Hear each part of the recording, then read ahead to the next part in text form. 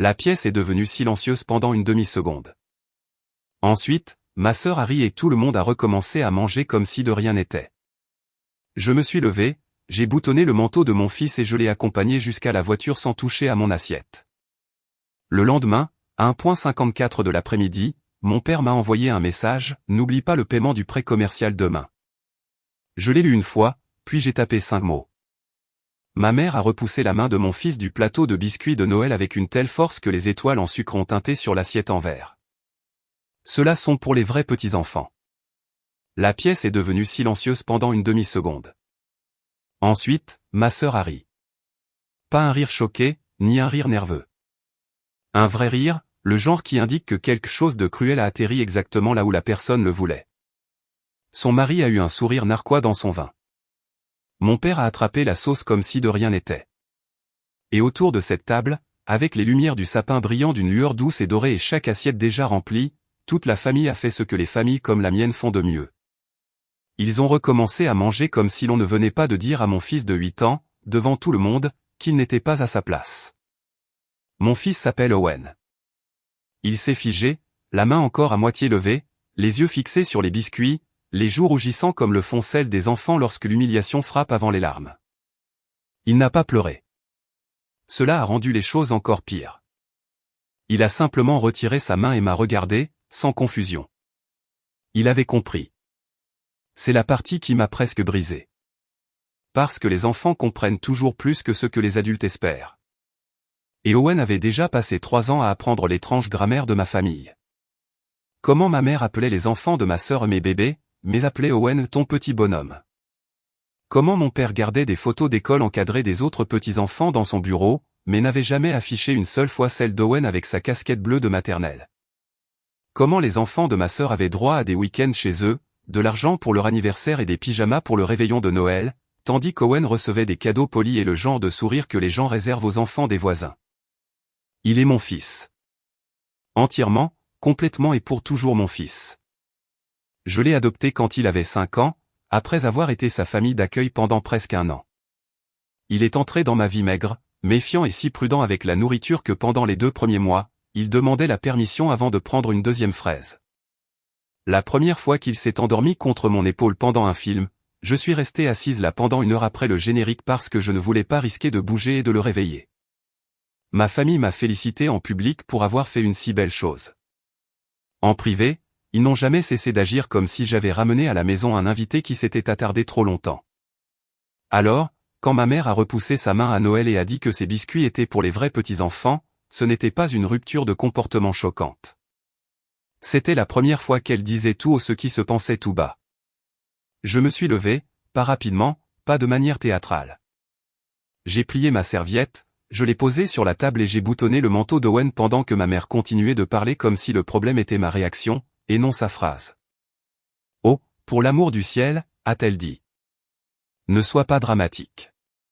Il y en a plein dans la cuisine. » La cuisine ? Comme si un changement de lieu pouvait effacer le rejet. J'ai remonté la fermeture éclair du manteau d'Owen jusqu'au menton. Il refusait toujours de regarder la table. Mon père a soupiré, « Assieds-toi et finis ton dîner. » Je l'ai regardé, lui, puis ma sœur Caroline, avec du glaçage sur sa fourchette et cette petite courbe victorieuse toujours présente au coin de sa bouche, puis ses 2 enfants. Assez grands pour savoir que quelque chose de lait s'était produit et assez jeunes pour apprendre de ce que les adultes allaient faire ensuite. Puis ma mère Diane, qui avait construit toute son identité autour du fait d'être le centre de la famille et qui, d'une manière ou d'une autre, n'avait jamais remarqué à quelle fréquence elle exigeait ce titre en blessant les personnes ayant le moins de pouvoir pour se défendre. Ensuite, j'ai pris la main d'Owen et je l'ai accompagné jusqu'à la voiture sans toucher à mon assiette. Il n'a pas parlé avant que nous soyons à mi-chemin de la maison. Il était sur le siège arrière, portant toujours son petit pull vert de Noël, regardant fixement les fenêtres sombres des maisons éclairées à l'intérieur. Finalement, d'une toute petite voix, il a demandé « Je ne suis pas vraiment à toi ». J'ai dû me ranger sur le côté. Je me suis garé sous un lampadaire devant un fleuriste fermé et je me suis retourné si vite que ma ceinture de sécurité a bloqué contre mon épaule. « Non », ai-je dit, puis j'ai immédiatement secoué la tête parce que ce mot sonnait mal. « Non, mon bébé. Écoute-moi. Tu es à moi. Tu es mon vrai fils. Tu es mon fils pour toujours. Grand-mère avait tort. Elle a été cruelle et elle a eu tort. Il m'a regardé pendant une longue seconde, essayant de décider si ma réponse était plus grande que la phrase de sa grand-mère. Puis il a hoché la tête une fois. C'était tout. C'était tout à fait Owen, lui aussi. Silencieux quand il était blessé, prudent avec la douleur, comme s'il ne faisait pas confiance à la pièce pour la contenir s'il la laissait sortir d'un coup. Quand nous sommes rentrés à la maison, je lui ai préparé un chocolat chaud même s'il était tard. Je lui ai laissé ouvrir un cadeau en avance, le livre d'astronomie qu'il voulait depuis un mois, et je me suis assise à côté de lui jusqu'à ce que sa respiration s'adoucisse et qu'il s'endorme avec le livre ouvert sur sa poitrine. Ensuite, je suis descendu, je me suis tenu dans ma cuisine sombre et j'ai regardé mon téléphone. Aucune excuse de ma mère, aucun message de mon père, rien de Caroline, juste le silence. Et cela devrait vous dire presque tout sur ma famille, à l'exception d'une chose encore. Ils s'attendaient tous à ce que je continue d'effectuer le paiement du prêt. 2 ans plus tôt, lorsque la boulangerie de mon père était sur le point de s'effondrer après une mauvaise expansion et un contrat de location d'équipement très stupide, je suis intervenu. Pas Caroline, ni son mari. Moi. J'ai utilisé mon crédit, mes revenus stables et la ligne de crédit sur valeur domiciliaire à laquelle j'avais juré de ne jamais toucher. Et j'ai signé pour le prêt de restructuration qui a maintenu Merceart en vie. Mon père appelait cela une aide temporaire. Ma mère appelait cela le devoir d'une famille. Caroline disait qu'il était agréable que j'ai enfin trouvé un moyen de contribuer. Depuis lors, chaque mois, j'effectuais le paiement silencieusement, de manière fiable. Même quand les affaires marchaient au ralenti, même quand mon père se plaignait de mon hypersensibilité, même quand ma mère oubliait l'anniversaire d'Owen et se souvenait du trophée de baseball du fils de Caroline. Ainsi, le lendemain à 1h54 de l'après-midi, mon père m'a envoyé un message, « N'oublie pas le paiement du prêt commercial demain. » Je l'ai lu une fois, puis une autre. Aucune mention d'Owen, aucune excuse pour Noël, aucune honte, juste la facture. J'ai fixé l'écran, et pour la première fois en 2 ans, tout l'arrangement est devenu assez simple pour être résumé en une seule ligne. J'ai tapé 5 mots. Demande à la mère de tes vrais petits-enfants. Puis, j'ai appuyé sur envoyer. 3 secondes plus tard, mon téléphone a commencé à sonner. J'ai laissé le téléphone sonner 3 fois avant de répondre.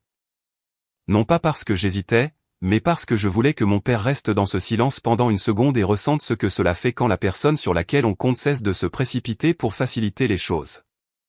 Quand j'ai décroché, il n'a pas dit bonjour. Qu'est-ce que ça veut dire, bon sang? Je me tenais dans ma cuisine, une main toujours posée sur le livre d'astronomie d'Owen là où il l'avait laissé sur le comptoir ce matin-là, et je regardais la cour humide de décembre derrière ma maison. Cela veut dire, ai-je répondu, demande à Caroline de faire le paiement. Mon père a vraiment ri. Un rire court, sec, incrédule. Ne sois pas puéril. Et voilà, puéril. Ma mère humilie mon fils à Noël. Ma sœur rit. Personne ne nous suit jusqu'à la voiture. Personne ne s'excuse. Et quand j'arrête de protéger le prêt de leur boulangerie pendant un jour, soudainement, c'est moi qui suis immature. J'ai gardé une voix calme. Le paiement est dû demain. Tu as jusqu'à demain. Tu as signé ce billet. Oui. Pour la famille, a-t-il dit. Non, ai-je répondu. Pour ton entreprise. Cela avait de l'importance et il le savait. 2 ans plus tôt, Merceart n'était pas seulement en difficulté. L'entreprise s'effondrait. Mon père s'était développé trop vite, avait signé un contrat de location d'équipement abusif pour un 2e four dont il n'avait absolument pas besoin, puis avait perdu l'un de ses contrats de gros au cours du même trimestre. La banque ne voulait pas refinancer avec ses seuls chiffres. Alors, il est venu me voir. Pas Caroline, ni son mari, qui avait toujours des opinions mais jamais de liquidité. Moi. J'étais celle qui avait des revenus stables, un crédit irréprochable et la mauvaise habitude de toujours vouloir que mes parents soient fiers de moi. Mon père s'est assis à la table de ma cuisine et a dit, « Je déteste demander cela, mais la boulangerie nourrit 3 foyers maintenant. » Ma mère a pleuré. Caroline a dit, « Si cet endroit fait faillite, papa ne s'en remettra jamais. » Alors, j'ai signé. Non pas parce que j'aime la boulangerie plus que ma propre paix, mais parce que c'est ce que les filles comme moi sont entraînées à faire. On nous confie l'urgence et on nous dit que c'est de l'amour. Le refinancement a été accepté grâce à ma garantie et à mon profil d'endettement par rapport à mes revenus. Le paiement mensuel a été prélevé sur mon compte professionnel chaque mois par la suite parce que mon père ratait sans cesse les fenêtres de virement et que la banque devient nerveuse lorsque les propriétaires plus âgés jonglent avec les dates. Je me suis dit que c'était temporaire. Puis le temporaire est devenu une routine. La routine est devenue une attente. L'attente est devenue 1,54 de l'après-midi, le lendemain de Noël, avec mon père m'envoyant un rappel par message comme si j'étais un employé de la paix. « Que t'a dit Owen sur ce qui s'est passé ?» ai-je demandé. Silence. Puis mon père a dit, « Ta mère a fait un commentaire qu'elle n'aurait pas dû formuler de cette façon. » Formuler de cette façon. J'ai fermé les yeux pendant une seconde. Non pas parce que j'étais dépassé, mais parce que cette phrase lui ressemblait tellement. Il pouvait transformer la cruauté en formulation, la trahison en ton, la hiérarchie en bonne manière. Mon fils n'avait pas été rejeté. Ma mère avait simplement mal formulé quelque chose. Elle a repoussé sa main, ai-je dit, et a appelé les autres enfants les vrais petits-enfants. Mon père a expiré fortement par le nez. C'est exactement pour cela que les familles ne peuvent plus rien dire aujourd'hui. J'ai failli rire, non pas parce que c'était drôle, mais parce que les gens comme lui agissent toujours en victimes opprimées lorsque leur comportement a enfin des conséquences. Tu as regardé la scène se produire. Je t'ai regardé faire une scène. Et voilà, encore une fois. Toujours cela, pas ce qu'ils avaient fait, mais ce que j'avais fait ensuite.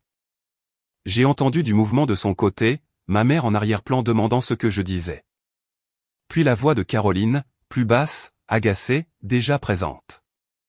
Bien sûr, elle était là. Les familles comme la mienne adorent les réunions de stratégie d'urgence après les dégâts des fêtes. Mon père a baissé la voix. Si tu sautes ce paiement par dépit, tu nuis à mon entreprise, aux finances de ta mère et à ta propre exposition au crédit. C'était la première chose honnête qu'il disait. Non pas parce qu'il se souciait de mes sentiments, mais parce qu'il se souciait de son moyen de pression. Je sais exactement ce qui se passe si le paiement échoue, ai-je répondu, et c'était vrai. C'était bien là le problème. Je connaissais le prêt mieux que lui. J'avais les documents de restructuration, les termes de la garantie, les dates de prélèvement automatique, la période de remédiation, les conditions de préavis. C'est moi qui avais organisé le classeur de refinancement après la réunion à la banque parce que mon père n'arrêtait pas de jeter les documents clés sur le siège avant de son camion en appelant cela un système de classement. 3 mois plus tôt, après qu'il a de nouveau oublié le paiement, j'avais demandé au responsable de la banque de m'envoyer une copie complète du billet à ordre actuel et de l'avenant du garant. Je me disais que j'étais responsable. En réalité, j'étais fatigué. Alors arrête ces absurdités, a-t-il dit. Non. Un autre silence. Celui-ci fut plus long. Puis ma mère a pris l'appareil. Ma chérie. J'ai regardé le téléphone. Non pas parce que ce mot adoucissait quoi que ce soit. Mais parce qu'il m'offensait. La même bouche qui avait prononcé « vrais petits-enfants » en moins de 24 heures plus tôt en était maintenant arrivée à « ma chérie » parce qu'il y avait de l'argent en jeu. On ne punit pas toute une famille pour un malentendu, a-t-elle dit. J'ai éloigné le livre d'astronomie d'Owen du bord du comptoir. Il prenait soin des choses. C'était l'une des premières choses que j'avais apprises sur lui. Je ne punis personne, ai-je dit. Je mets fin à quelque chose. La voix de Caroline est intervenue de quelque part derrière elle. Elle bluffe. Cela m'a fait sourire. Bien. Qu'elle continue à le penser, elle aussi. Car pendant qu'ils étaient tous occupés à me qualifier de dramatique, puéril, émotive et égoïste, j'avais déjà fait encore une chose après avoir déposé Owen à l'école ce matin-là. À 9h16 du matin, j'avais transféré le dossier de prêt, l'avenant du garant et toutes les confirmations de paiement que j'avais effectuées au cours des 2 dernières années à un avocat spécialisé dans les prêts commerciaux que ma cliente Vanessa avait utilisé lors de son divorce. Vanessa l'appelle le requin au bouton de manchette. Je l'appelle le premier professionnel qui a lu ma situation et a dit avec ces mots exacts, « Pourquoi payez-vous leur dette d'exploitation, après tout ?» À 11h40, il m'a rappelé.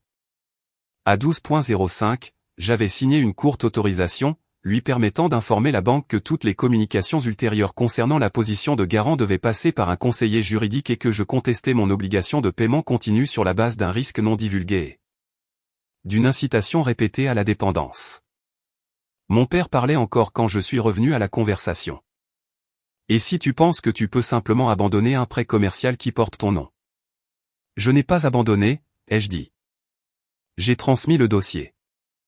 La ligne entière est devenue silencieuse. Même Caroline. Ma mère a demandé, qu'est-ce que cela veut dire? J'ai regardé l'horloge sur la cuisinière. 2:03 de l'après-midi. Ils le sauront bientôt.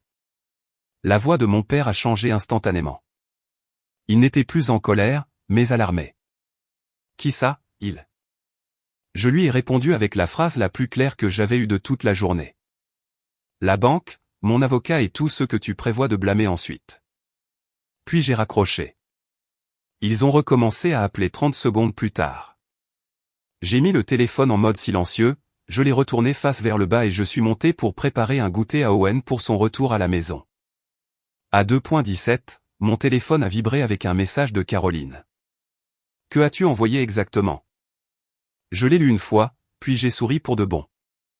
Car pour la première fois depuis le dîner de Noël, la peur avait changé de camp pour s'installer dans la bonne maison. Le message de Caroline est resté sur mon écran pendant 12 secondes entières avant que je ne réponde. Tout ce que le billet indique est que vous avez caché à la banque. Ensuite, j'ai verrouillé mon téléphone et j'ai commencé à couper des tranches de pommes pour Owen. C'était la partie la plus étrange de l'âge adulte. Je pense que le monde peut s'effondrer dans une pièce pendant que dans une autre, vous essuyez du beurre de cacahuète sur la manche d'un enfant de 8 ans et lui rappelez de ne pas donner les croûtes au chien parce que le chien le tiendra absolument responsable de cet arrangement pour toujours. À 3:06, mon avocat a appelé. Il s'appelait Grant Mercer. Aucun lien de parenté, ce que j'ai apprécié. Et il parlait de la manière dont parlent certains hommes très chers lorsqu'ils savent déjà exactement où se trouve le point de pression et qu'ils décident avec quelle force appuyer dessus. J'ai examiné le dossier de prêt, a-t-il dit. Votre père a un problème plus important qu'un paiement manqué. Je suis allé dans le garde-manger et j'ai fermé la porte pour qu'Owen n'entende pas la suite. Plus important comment? Le billet de banque interdit les changements de propriété non approuvés, les distributions à des parties affiliées pendant une restructuration soutenue, et le transfert d'actifs d'exploitation en dehors de l'entité emprunteuse sans préavis au prêteur. Je n'ai rien dit. Puis Grant a ajouté, il semble qu'il ait fait les trois. Cela a attiré mon attention d'une manière que la colère n'avait pas réussi à faire. Merceart, la boulangerie, avait été refinancée sous une structure de survie. Un paiement réduit, une garantie personnelle à plus long terme de ma part, des rapports mensuels et un ensemble de clauses restrictives suffisamment strictes pour que mon père qualifie cela de garde d'enfant par la banque. J'en connaissais les grandes lignes parce que j'avais signé la moitié de la pile de documents moi-même. Je ne savais pas ce qu'il avait fait après la conclusion de l'accord. Grant a continué, il y a 8 mois, votre père a modifié les registres de propriété de la boulangerie auprès de l'État. Caroline et son mari ont été ajoutés en tant que membres. Pendant une seconde, j'ai oublié dans quelle pièce je me trouvais. Non pas parce que le favoritisme envers Caroline me surprenait, mais en raison du moment choisi. Il y a 8 mois, c'était le moment où mon père avait commencé à dire à tout le monde que la boulangerie devenait enfin une entreprise patrimoniale. C'était aussi le moment où il m'avait dit de ne pas m'inquiéter des prélèvements automatiques car la famille, c'est la famille et tu seras protégé. Protégé. J'ai failli rire. Grant a poursuivi. 3 mois après cela, des paiements récurrents commencent vers une entité appelée Weller Family Consulting. Caroline Weller, je suppose. Oui. Et il y a 6 semaines, le titre de propriété d'une camionnette de livraison a été transféré de l'entité emprunteuse à une société à responsabilité limitée holding apparentée. J'ai appuyé une main contre l'étagère du garde-manger. Il avait transféré la propriété vers la branche de la famille de Caroline pendant que je continuais d'effectuer les paiements du prêt. C'était cela que mon message avait touché. Pas seulement le billet de la boulangerie, pas seulement l'héritage de Noël. Les mots de ma mère lors du dîner me sont revenus avec une clarté écœurante. Ceux-là sont pour les vrais petits-enfants. Pas seulement les biscuits. La boulangerie, elle aussi. J'ai demandé, est-ce que la banque le sait? Pas encore, a répondu Grant. Ils le sauront maintenant que j'ai envoyé l'avis. J'ai fermé les yeux. Bien sûr que Caroline avait paniqué. Elle n'était pas choquée que j'aie transmis le dossier du prêt. Elle était choquée parce que le dossier montrerait qu'elle avait déjà été discrètement installée comme future propriétaire pendant que je payais encore la dette actuelle. Grant a repris la parole.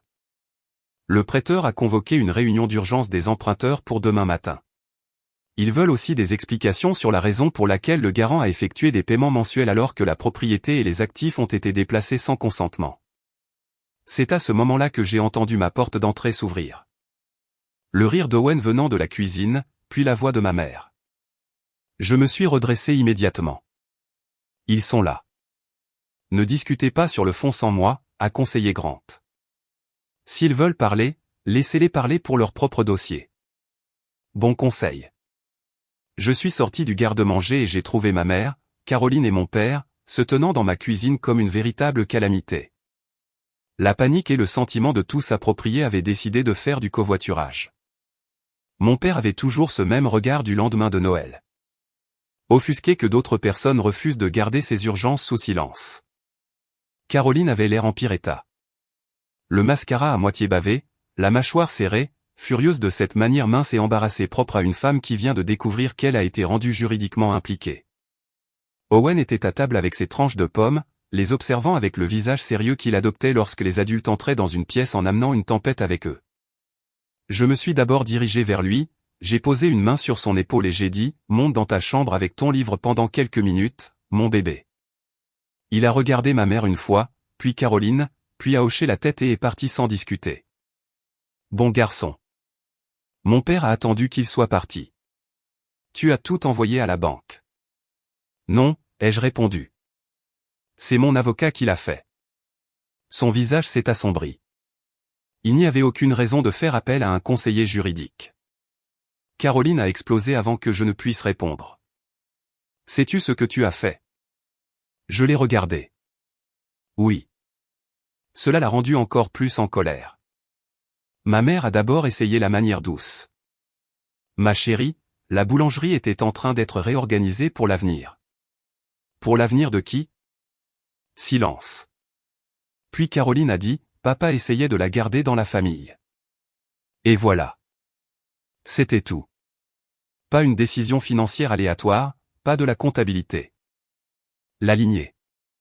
Pendant que je payais le billet, ai-je demandé? Mon père est intervenu rapidement. Tu allais toujours être protégé. J'ai failli sourire parce que ce mot toujours apparaît lorsqu'il n'y a aucun document derrière lui. La voix de Caroline est devenue tranchante. La banque peut nous forcer à tout annuler. Nous. Pas eux. Nous. Elle l'a entendu à la seconde où c'est sorti, et moi aussi. Je l'ai regardé droit dans les yeux et j'ai dit, donc, j'étais assez bien pour porter la dette, mais pas assez bien pour hériter de l'entreprise. Ma mère a tressailli. Mon père a dit, il ne s'agit pas d'Owen. Non, ai-je dit. Il s'agit exactement de la même chose. Parce que c'était de vrais petits-enfants, une vraie famille, un vrai avenir. Tout cela avait toujours signifié la même chose dans la maison de mes parents. La lignée de Caroline reçoit la récompense, la mienne reçoit la facture. Mon téléphone a de nouveau vibré. Grant. J'ai répondu sur haut-parleur. Il ne s'est pas embarrassé de salutations. Je viens de recevoir la réponse préliminaire du prêteur. Ils ont identifié le transfert de propriété, les paiements aux affiliés et le déplacement du véhicule comme des défauts de clauses restrictives. Ils veulent que tous les ayants droit soient présents demain. Caroline a pâli. Puis Grant a ajouté une phrase de plus. Tranchante comme une lame. Et puisque Madame Weller est maintenant détentrice de capitaux propres, si la banque permet une quelconque remédiation, ils exigeront probablement sa garantie personnelle pour remplacer la vôtre. Caroline s'est agrippée au bord du comptoir comme s'il avait basculé sous ses pieds.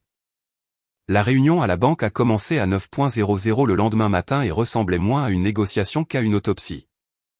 Bureau de prêt régional, mur en verre, moquette grise, une table de conférence trop polie pour le genre de pourriture familiale assise autour. Mon père était déjà là quand Grant et moi sommes arrivés. Ma mère était assise à côté de lui avec les deux mains enroulées autour d'un gobelet en carton dans lequel elle n'a jamais bu.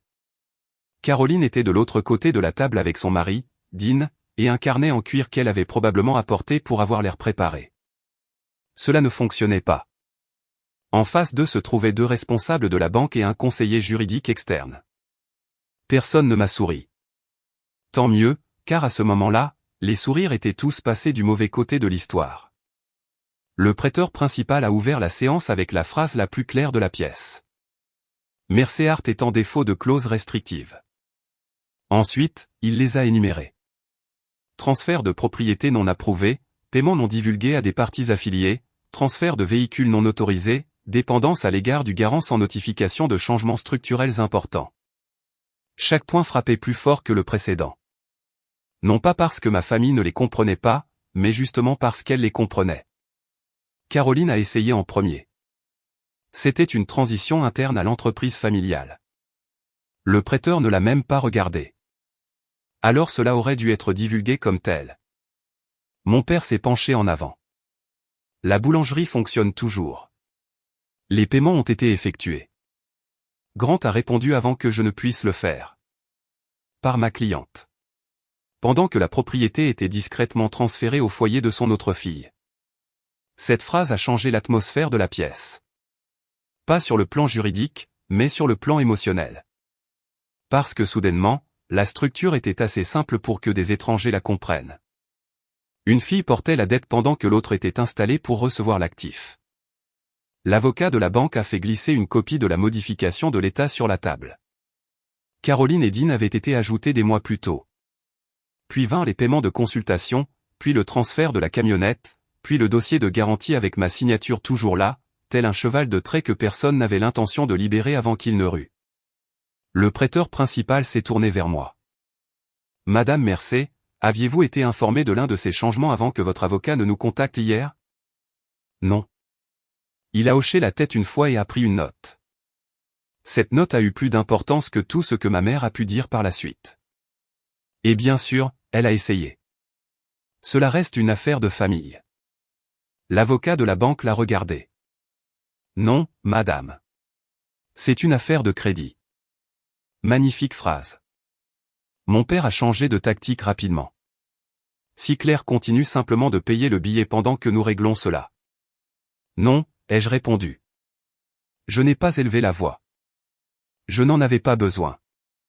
La pièce était enfin construite pour des gens qui comprenaient des phrases complètes. Non, ai-je répété. Je ne paie pas pour une entreprise que vous avez réattribuée dans mon dos tout en traitant mon fils comme s'il n'était pas assez membre de la famille pour mériter un biscuit. C'était la première fois que Noël entrait dans la salle de la banque. Le visage de mon père s'est instantanément crispé. Caroline a baissé les yeux. Ma mère a fermé les siennes.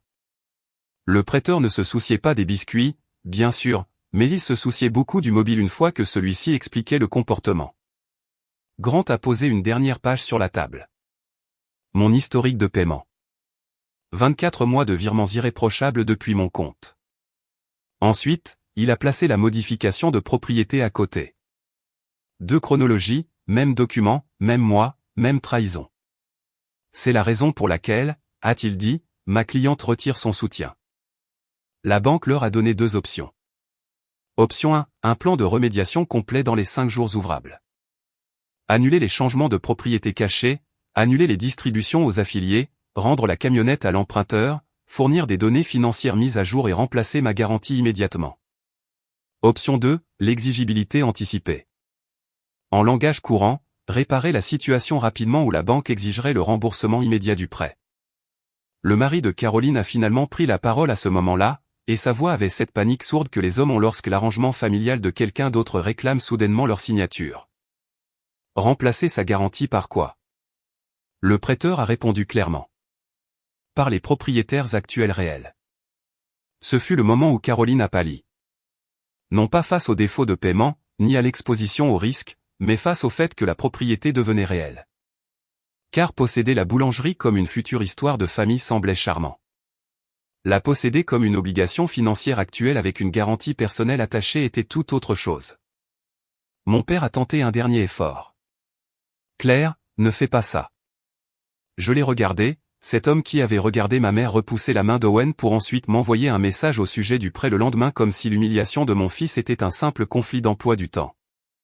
Puis j'ai regardé Caroline, qui avait ri. Puis ma mère, qui ne trouvait de la tendresse que lorsque l'argent devait traverser un pont, et j'ai dit la chose la plus vraie que j'avais sur le cœur. Je ne fais rien. Je ne couvre simplement plus vos arrières. Silence. Puis le prêteur a posé la question qui a tout achevé. Madame Weller, si cette entreprise est en train d'être transférée à votre lignée, êtes-vous prête à garantir personnellement le billet restructuré? Caroline a ouvert la bouche, l'a refermée, a regardé mon père, puis Dean, et a finalement répondu, pas à ces conditions. Et voilà. Toute la famille résumée en une seule réponse. Elle voulait l'histoire de l'héritage, pas celle de la dette. L'ambiance de la pièce a changé après cela. Car une fois que Caroline a refusé la garantie, la banque a cessé de parler comme s'il s'agissait d'un malentendu et a commencé à parler comme s'il s'agissait d'un recouvrement. À midi, les conditions de remédiation étaient formulées par écrit. Ma garantie était suspendue dans l'attente d'une libération formelle. Tous les autres prélèvements automatiques sur mon compte ont été bloqués. Merceart avait 5 jours ouvrables pour remédier aux défauts ou faire face à une exigibilité anticipée. Nous sommes sortis de ce bâtiment avec l'histoire grande ouverte. Ma mère a pleuré dans le parking. Mon père a qualifié cela d'humiliation. Caroline a qualifié cela d'injuste. Dean a appelé cela pour ce que c'était, un gâchis auquel je n'avais pas consenti. J'ai emmené Owen boire un chocolat chaud cet après-midi-là après l'école. Il s'est assis en face de moi sur la banquette et m'a demandé si grand-mère était toujours en colère contre lui. Non, mon bébé, ai-je répondu. Grand-mère a eu tort. Il a mélangé la crème fouettée dans son cacao et a réfléchi à cela. Puis il a demandé, est-ce qu'on y retournera à Noël prochain? Non, ai-je dit. Cette réponse m'a semblé plus saine que tout ce que j'avais pu dire de toute la semaine. Merceart ne s'est pas effondrée immédiatement, mais elle n'a pas non plus continué sur sa lancée. La camionnette a dû être rendue. Les paiements de consultation ont cessé. La structure de propriété cachée a été démantelée. Et lorsque la banque a exigé un vrai garant, mon père a appris quelque chose qu'il n'avait d'une manière ou d'une autre pas compris en atteignant son âge. La fille que vous traitez comme une main-d'œuvre de secours ne reste pas disponible éternellement. La boulangerie a survécu, mais en plus petite taille, plus durement. Plus honnêtement, Caroline n'a jamais eu sa petite voie toute tracée vers l'héritage. Une fois que la dette est devenue visible, ses limites le sont devenues aussi. Elle ne voulait de l'entreprise familiale qu'à la condition que quelqu'un d'autre porte le risque. Ma mère a passé des mois à essayer de reformuler Noël en un terrible malentendu. Ce n'était pas le cas. C'était une phrase claire prononcée à un enfant, suivie d'une table remplie d'adultes choisissant le confort plutôt que la correction. Mon père croit encore, je pense, que la véritable trahison était financière. Cela vous dit tout sur lui.